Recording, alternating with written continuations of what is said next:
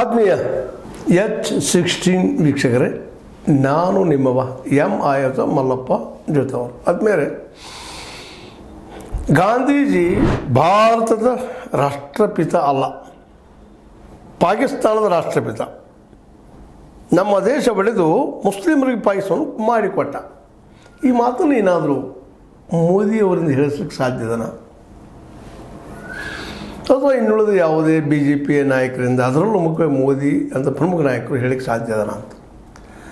ಆದರೆ ನಮ್ಮ ಯತ್ನಾಳ್ ಅವರು ಇಂಥ ಮಾತುಗಳು ಮೇಲ್ಮೇಲೆ ಮಾತಾಡ್ತಾ ಇರ್ತಾರೆ, ಹೇಳ್ತಾ ಇರ್ತಾರೆ. ಮತ್ತು ಇದರ ಬಗ್ಗೆ ವಿಶೇಷವಾಗಿ ಕಾಂಗ್ರೆಸ್ಸು ಆಯಿತು, ಇನ್ನುಳಿದವರು ಆಯಿತು, ನಿರ್ಲಕ್ಷ್ಯತನ ಮಾಡ್ತಾ ಇರ್ತಾರೆ. ಯಾಕಂದರೆ ಈ ವಿಷಯ ದೂಡದ ಮಾಡಿದಂಗೆ ಅವ್ರು ಬೆಳೀತಾರೆ ಅನ್ನೋ ಕಾರಣಕ್ಕೋ ಮತ್ತಾವ ಕಾರಣಕ್ಕೋ ವಿಶೇಷವಾಗಿ ಇಂಥ ಮಾತುಗಳಾಡಿದಾಗ ಈ ಸೌಮ್ಯವಾದಿಗಳನ್ರಿ ಅಥವಾ ಈ ಇನ್ನುಳಿದ ಯಾವುದೇ ಈ ರಾಜಕೀಯ ಪಕ್ಷದವರಲ್ಲಿ ಬೆಳೆಸಲಿಕ್ಕೆ ಹೋಗೋದಿಲ್ಲ. ಹೀಗಾಗಿ ನಮ್ಮ ಯತ್ನಾಳ್ ಅಂಥವ್ರಿಗೆ ಮೇಲಿಂದ ಇಂಥ ಮಾತುಗಳು ಮಾತಾಡೋದಕ್ಕೆ ಇಂಥ ಅನೇಕ ಮಾತು ಮಾತಾಡ್ತಾರೆ. ಒಂದು ಎರಡು ಅಲ್ಲ, ಸಾಕಷ್ಟು ಇದ್ದಾವೆ ಮಾತಾಡೋರಲ್ಲ, ಮಾತಾಡ್ತಾ ಇರ್ತಾರೆ. ಈಗ ವಿಜಯಪುರದಲ್ಲಿ ಮಾತಾಡಿದ್ದಾರೆ, ವಿಜಯಪುರದಲ್ಲೇ ಅದ್ರ ಜೊತೆಗೆ ಅಷ್ಟೊಂದು ಬಿಟ್ಟಿದ್ರೆ ಮುಗಿದಿತ್ತು. ಆದರೆ ಈ ಸಲ ಬಂದರೆ ಯಾಕೋ ಏನೋ ಒಂದು ಸ್ವಲ್ಪ ಅಲ್ಲಿಯ ಅಲ್ಲಾ ಬಕ್ಷ್ ಡೋಗ್ರಿ ಸಾಬ್ ಬಡೇಗರ್ ಅನ್ನುವಂಥವರು ಅವ್ರ ಮೇಲೆ ಕೇಸ್ ಹಾಕ್ತಾ ಇದ್ದಾರೆ. FIR ಹೇಳಲಿಕ್ಕೆ 3 ಕನ್ನಡಯ್ಯಾರ. ಅವ್ರನ್ನ ಯಾಕಪ್ಪ ನಾವು ಪ್ರಶ್ನೆ ಮಾಡಬಾರ್ದು? ಮಹಾತ್ಮ ಗಾಂಧಿಯವರ ವಿರುದ್ಧ ಅವಹೇಳನಕಾರಿ ಹೇಳಿಕೆ ನೀಡಿ ಅವರ ಮಾನಹರಣ ಮಾಡಿ ದೇಶದಲ್ಲಿ ಅಶಾಂತಿ ಹುಟ್ಟಿಸುವ ಪಿತೂರಿ ನಡೆಸಿದ ಯತ್ನಾಳ್ ವಿರುದ್ಧ ಕಠಿಣ ಕ್ರಮ ಕೈಗೊಳ್ಳಬೇಕು ಎಂದು ಅವರು ಆ ದೂರಿನಲ್ಲಿ ಆರೋಪ ಮಾಡಿದಲ್ಲಿ ಹೇಳಿದ್ದಾರೆ. ಇಂಥ ವ್ಯಕ್ತಿಯಿಂದ ಅಶಾಂತಿ ಹೆಚ್ಚಾಗ್ತದೆ. ಗಾಂಧಿ ರಾಷ್ಟ್ರಪಿತ ಅಲ್ಲ. ಹಾಗಾದರೆ ಯಾರು ರಾಷ್ಟ್ರಪಿತ? ರಾಷ್ಟ್ರದ ಹೋರಾಟ ಮಾಡಿ ಸ್ವತಂತ್ರ ಕೊಟ್ಟವ್ರು ಯಾರು ಅನ್ನೋದು ಪ್ರಶ್ನೆಗೆ ಉತ್ತರ ಕೊಡಬೇಕಲ್ಲ ನಮ್ಮ ಯತ್ನಾಳರು.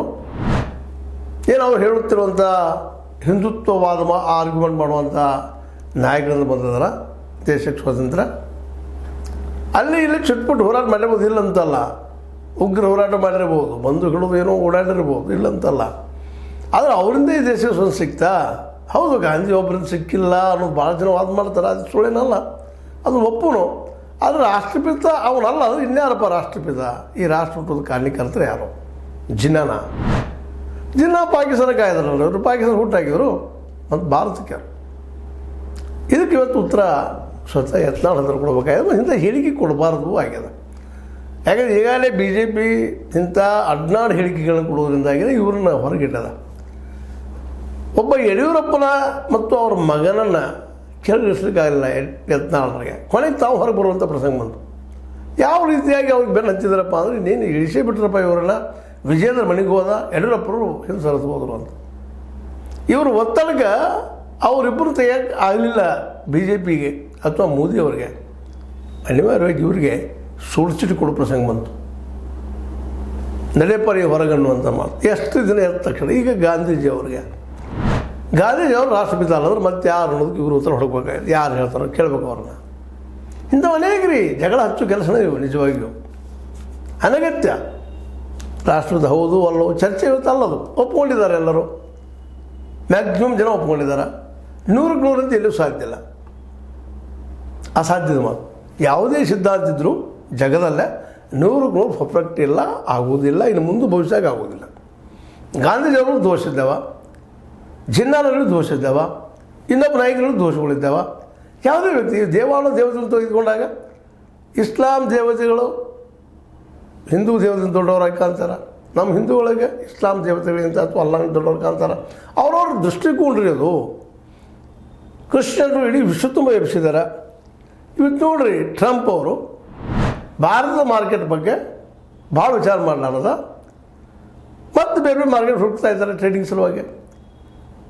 ಇದು ನೋಡ್ರೆ ಪಾಕಿಸ್ತಾನ ಉಳಿಸ್ಕೊಂಡ್ರು ಅವರು ತಮಗೆ ಬೇಕಾದ ಉಪಯೋಗ ಮಾಡ್ಕೊಳ್ಳೋ ಸಲುವಾಗಿ.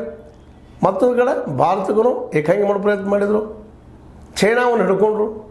ಈಗೆಲ್ಲ ನಡೆದಿರುವಾಗ, ಇಂಥವೆಲ್ಲ ಡೆವಲಪ್ಮೆಂಟ್ ಆಗ್ತಾ ಇರುವಾಗ ಇಂಥ ವಿಷಯಗಳನ್ನು ಮಾತಾಡೋದು ಕೊಡುವಂಥದ್ದು ಗಾಂಧೀಜಿಯವ್ರನ್ನ ಬೇದ್ರೆ ಇವರು ನಾಯಕರಾಗ್ತಾರಾ? ಗಾಂಧೀಜಿ ರಾಷ್ಟ್ರಪಿತ ಅಲ್ಲ ಅಂತಂದ್ರೆ ಇವ್ರಿಗೆ ಅಪಮಾನದು ಸೂರ್ಯನ ಮೇಲೆ ಉಳಿದಂಗೆ. ಈಗ ಅಲ್ಲಿಂದ ಅನೇಕ ಈಗ ಹೇಳಿದ್ದು ನಿಮಗೆ ಚಿತ್ರ ಮಾತಾಡೋದ್ರಿಂದ ಹುಚ್ಚುತನದ ಮಾತಾಡೋದ್ರಿಂದ ಇವತ್ತು ಯತ್ನಾಳರು ಮೂರನೇ ಪಕ್ಷನೂ ಕಟ್ಟಲಿಕ್ಕೆ ಆಗ್ತಾಯಿಲ್ಲ, ಹೊಸ ಪಕ್ಷವನ್ನು ಹುಟ್ಟಾಕಾಗ್ತಾ ಇಲ್ಲ, ಬಿ ಜೆ ಪಿಲಿ ಉಳ್ಕೊಳ್ಳಿಕ್ಕೂ ಆಗ್ತಾಯಿಲ್ಲ. ಯಾಕಂದ್ರೆ ನಿರಂತರವಾಗಿ ಯಡಿಯೂರಪ್ಪನ ವಿರೋಧ ಮಾಡ್ತಾ ಬಂದಿದ್ದಾರೆ. ಈಗ ನಿರಂತರವಾಗಿ ಇದು ಮಾಡಿದ್ರೆ ಮತ್ತು ಇವತ್ತು ನಮ್ಮ ಕಾನೂನು ಈ ದಿಶೆಯಲ್ಲಿ ಅವ್ರು ನಮ್ಮ ಅಲ್ಲಾ ಬಕ್ಷ ಅವರು ಈ ಕೇಸ್ ಹಾಕಿದಂಗೆ ಇದು ಎನ್ಕ್ವೈರಿ ಆಗಲೇಬೇಕು. ಇತಿಹಾಸ ನಿಮ್ಗೆ ಹೌದು ನಮಗ್ರೆ ಗೊತ್ತಾಗಿಲ್ಲ ಎಲ್ಲರಿಗೂ ರಾಷ್ಟ್ರಪತಿ ಅಲ್ಲಪ್ಪ ನಮ್ಮ ಗಾಂಧೀಜಿಯವರು ಅಂತೇಳಿ. ಅಟ್ಲೀಸ್ಟ್ ಯಾರು ಅನ್ನೋದು ಹೇಳಿ ಅವರು who is the father of India, modern India, ಅದ್ರಿಗೆ ಭಾರತ ಸ್ವತಂತ್ರ ಸಿಕ್ಕಿದಂದ್ರೆ ಯಾರಪ್ಪ ಈ ದೇಶದ ಫಾದರು ಹೇಳವರು ಅಂದಾಗ ನಾವು ಕೇಳೋದು ಇಷ್ಟ ಇವ್ರಿಗೆ ಯತ್ನಾಳಂಥವ್ರಿಗೆ ಇಂಥ ಮಾತುಗಳು ಯಾಕೆ ಮಾತಾಡ್ತೀರಿ? ಇನ್ನೆಲ್ಲ ಮರೆತು ಹೊಸ ಬದುಕನ್ನು ಹುಡುಕ್ಬೇಕಾಗಿದೆ ನಾವು. ಇವತ್ತು ನೋಡ್ರಿ ಇಂಥ ಮನೋಸ್ಥಿತಿಯಿಂದಾಗಿನ ಇಡೀ ಜಗದಲ್ಲಿ ಮೋದಿಯವರು ಏಕಾಂಗಿ ಆಗ್ತಾ ಇದ್ದಾರೆ. ಇದು ಭಾಳ ಗಮನಿಸ್ಬೇಕಾಗಿದೆ. ಯಾಕಂದರೆ ಇವತ್ತು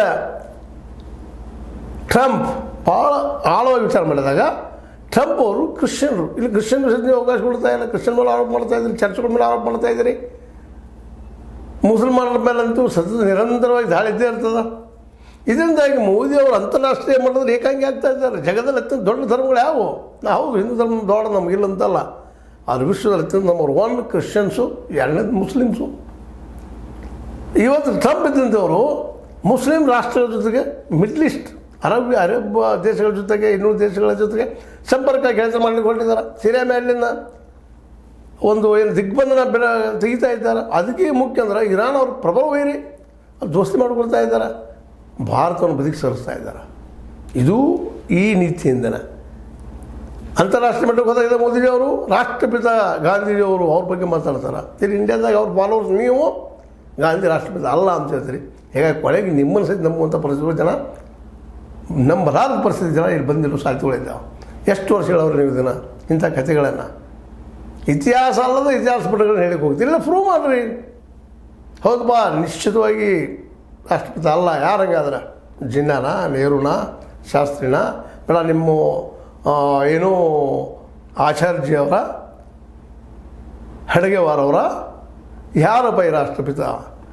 ನನಗಂತ ಸಮಸ್ಯೆ ಕ್ರಿಯೇಟ್ ಮಾಡಿ ಜನರಿಂದ ದೂರ ಹೋಗುವಂಥ ಪ್ರಯತ್ನ ಯಾಕೆ ಮಾಡ್ತಾ ಇದ್ದೀರಿ? ಅಂತಾರಾಷ್ಟ್ರೀಯ ಮಟ್ಟದಲ್ಲಿ ಇವತ್ತು ಇದು ಒಂದು ಕಾರಣ. ಸೂಕ್ಷ್ಮವಾಗಿ ಟ್ರಂಪ್ ಕ್ರಿಶ್ಚಿಯನ್ನು ಇವತ್ತು ಇರಾನ್ ಜೊತೆ ದೋಸ್ತಿ ಮಾಡ್ತಾ ಇದ್ದಾರೆ.